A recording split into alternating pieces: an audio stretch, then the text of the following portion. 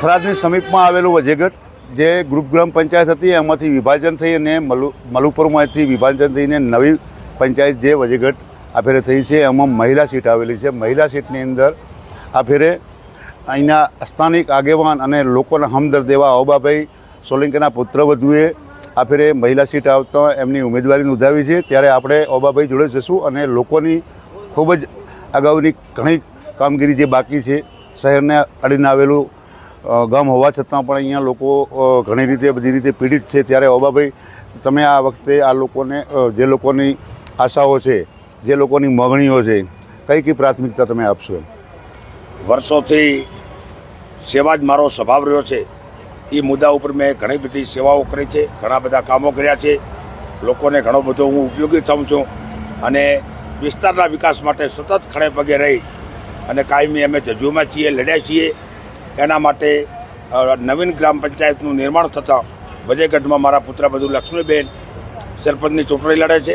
મને વિશ્વાસ છે કે મારા કામની કદર કરી અને લક્ષ્મીબેન પોતે પણ શિક્ષિત છે, લોકો મને ખોબલે ખોબલે વોટ આપી વિજય બનાવશે એવી મને 100% આશા છે. અત્યારે એનું વિભાજન થતાં તે ગ્રામ પંચાયતનું વિભાજન થતાં એમના અમારા આ ગ્રામ પંચાયતની ચૂંટણી માટે ગુજરાતમાં શ્રી અંબાભાઈ સોલંકીના પુત્રવધુ શ્રી લક્ષ્મીબેન ભગભાઈ સોલંકી તે ચૂંટણી લડી રહ્યા છે અને એમના વર્ષોથી અંબાભાઈ કોંગ્રેસ સમિતિના પ્રમુખ પણ છે અને વર્ષોથી લોકોની સેવા પણ કરી છે અને આજ સુધી એમનો લોહીમાં પણ એવો લોકોની સેવા કરવાનો એમનો ખૂબ મોકો છે અને હવે પણ સેવા કરશે.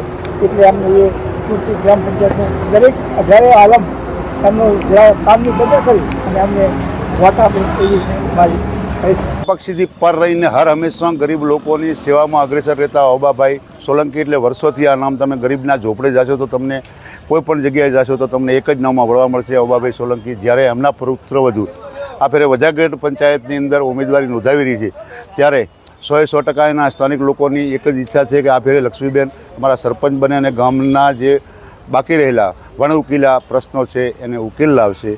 સર્વની એક જ આ ભાવના સાથે ટુડે ન્યૂઝ મહેન્દ્ર ઓઝા, થરાદ.